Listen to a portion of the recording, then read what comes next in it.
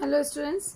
अब हम देखेंगे कि ये जो हमने आज पढ़ा विराम चिन्ह, तो उस पे आधारित किस प्रकार के प्रश्न पूछे जा सकते हैं। तो सबसे पहले पहला प्रकार है जिसे आपको वाक्य दिया जाएगा और उसमें आपको विराम चिन्ह का प्रयोग करना होगा। एग्जाम्पल के लिए इस तरह से प्रश्न दिए रहेंगे कि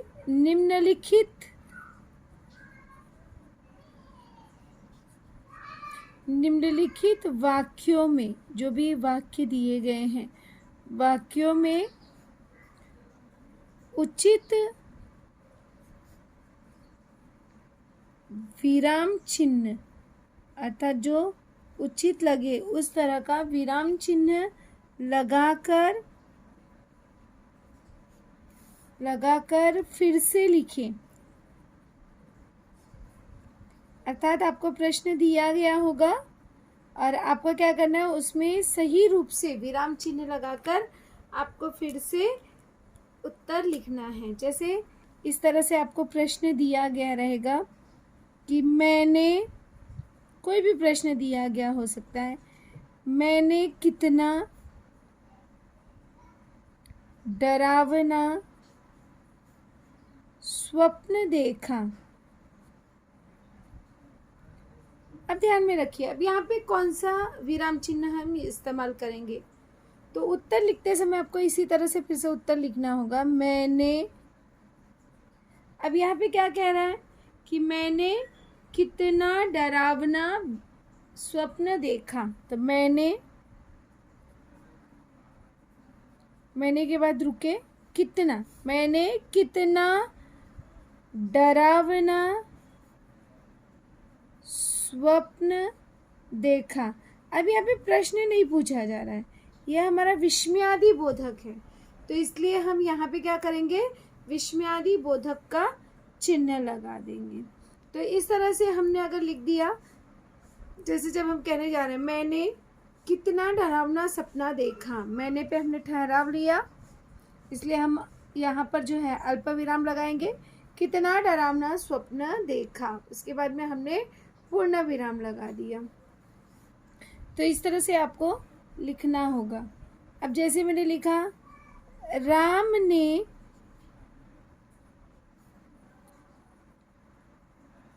कब तुम्हारी पुस्तक चुराई। अब यहाँ पे ध्यान देना, जब आप उसका उत्तर लिखने जाओगे तो अब यहाँ पे ध्यान देना है आपको, राम ने कब तुम्हारी पुस्तक चुराई। अब यहाँ पे प्रश्न पूछा जा रहा है, तो जब प्रश्न पूछा जाता है तो हम प्रश्नवाचक चिन्ह का उपयोग करते हैं। तो हम इसको पूरा इसी तरह से लिख देंगे, राम ने कब तुम्हारी पुस्तक चुराई, और इसके बाद हम लिख देंगे क्वेश्चन मार्क लगा देंगे। अर्थात ये हमने क्या किया, एक उचित विराम चिन्ह का प्रयोग किया कि राम ने कब तुम्हारी पुस्तक चुराई। इसी तरह से और एग्जाम्पल के लिए हम देखेंगे, तुम चलो मैं फिर आऊँगा। अब यहाँ पे इस तरह से लिख दिया गया, तुम चलो मैं फिर आऊँगा। अब जब इसका उत्तर लिखोगे तो ध्यान देना, तुम चलो, इसके बाद में हमने कॉमा लगा दिया, अर्थात अल्प विराम लगा दिया, इसके बाद हमने ठहराव लिया, मैं फिर आऊँगा।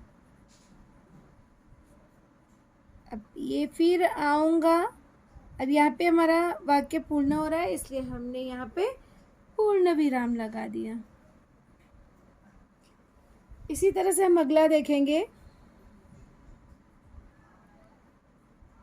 गांधी जी ने कहा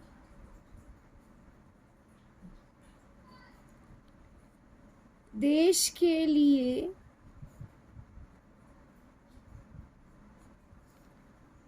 पूर्ण त्याग करो। अब इसको लिखना है तो हम कैसे लिखेंगे, तो ध्यान दीजिएगा। अब यहाँ पर गांधी जी ने कहा, अभी यहाँ पे हम इतना लिख कर रुक जाएंगे। गांधी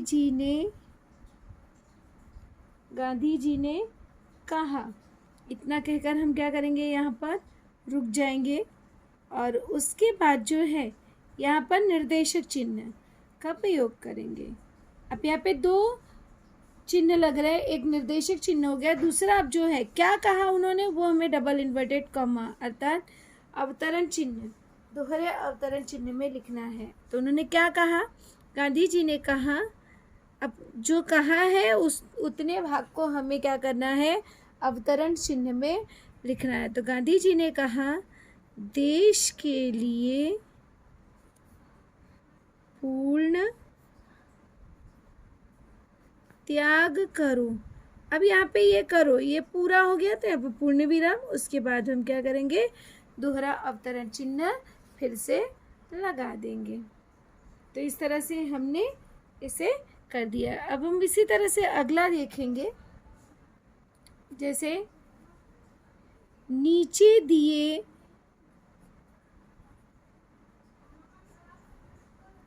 हुए विषय,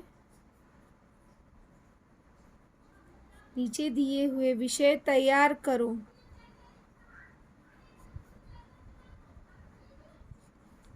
अब तैयार करो, क गणित, ख भूगोल, ग इतिहास। अब ध्यान रखना कि अब जब हम इसका उत्तर लिखने जाएंगे तो कैसे लिखेंगे। उत्तर में आप पहले लिखोगे, इस तरह से आप पूरा लिख दोगे, नीचे दिए हुए विषय तैयार, नीचे दिए हुए विषय तैयार करो, ऐसा हम पूरा लिख देंगे, करो। उसके बाद में अब इसके लिए हम क्या करेंगे, कोष्ठक चिन्ह का इस्तेमाल करेंगे। क क्या है, गणित। उसके बाद कॉमा दे देंगे क्योंकि अलग अलग दिया गया। उसी प्रकार से ख, फिर कोष्ठक का उपयोग करेंगे, भूगोल, फिर यहाँ पे कॉमा दे देंगे, फिर ग क्या है, इतिहास। अब ये पूरा हो गया तो यहाँ पे हम दे देंगे पूर्ण विराम। तो इस तरह से हम विराम चिन्ह का प्रयोग करके लिखते हैं। अब दूसरा टाइप यहाँ पे प्रश्न क्या पूछा जा सकता है, दूसरा आपको इस तरह से भी पूछा जा सकता है कि निम्नलिखित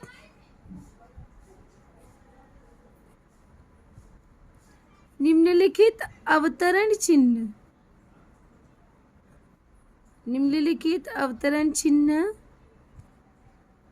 के नाम लिखिए। जैसे आपको अवतरण चिन्ह बनाकर दिया जा सकता है और आपको नाम लिखने के लिए पूछा जा सकता है। जैसे फॉर एग्जांपल आपको इस तरह से दे दिया गया, अब ये कौन सा अवतरण चिन्ह है, तो अगर आप पहचान कर लिखोगे तो यह जो चिन्ह है यह हमारा क्या है, अवतरण चिन्ह है, दोहरा अवतरण चिन्ह। यहाँ पे सिर्फ चिन्ह के नाम आएंगे, अवतरण नहीं आएगा। यहाँ पे हो जाएगा दोहरा अवतरण चिन्ह। तो ये हमने क्या किया, चिन्ह का नाम लिख दिया। इसी तरह से आपको कोई भी चिन्ह दिया जा सकता है। अब ये कौन सा चिन्ह है, पहचान कर बताइए। तो ये हमारा कौन सा चिन्ह है, पूर्ण विराम। आसानी से हम पहचान कर इसको लिख सकते हैं कि ये है पूर्ण विराम। उसी तरह से तीसरा है कि जैसे इस तरह से चिन्ह दे दिया गया, अब इस चिन्ह को पहचान कर बताइए। तो इस चिन्ह को हम कहते हैं विवरण चिन्ह। इसको हम क्या कहते हैं, विवरण चिन्ह। जब हमें बहुत सारे विवरण देने होते हैं तब हम इस चिन्ह का इस्तेमाल करते हैं। उसी तरह से जैसे यह चिन्ह कौन सा चिन्ह है, तो इसे हम क्या कहते हैं, जब इस तरह से का चिन्ह होता है तो उस पर हम कहते हैं विस्मयादि बोधक। उसे हम कहते हैं विस्मयादि बोधक चिन्ह। उसी तरह से कोई भी चिन्ह आपको दिया जा सकता है। अब इस चिन्ह को हम क्या कहते हैं, अब ये चिन्ह जो है हमारा कहलाता है अर्ध विराम। इसको हम क्या कहते हैं? अर्ध विराम। उसी तरह से यह जो चिन्ह है, अब इसे कौन सा चिन्ह कहते हैं? यह जो चिन्ह है उसे हम कहते हैं प्रश्नवाचक चिन्ह। उसी तरह से कोई भी चिन्ह आपको यहाँ पर दर्शाया जा सकता है। अब इसे क्या कहते हैं? इसे कहते हैं कोष्ठक। इसको क्या कहते हैं हम? कोष्ठक चिन्ह।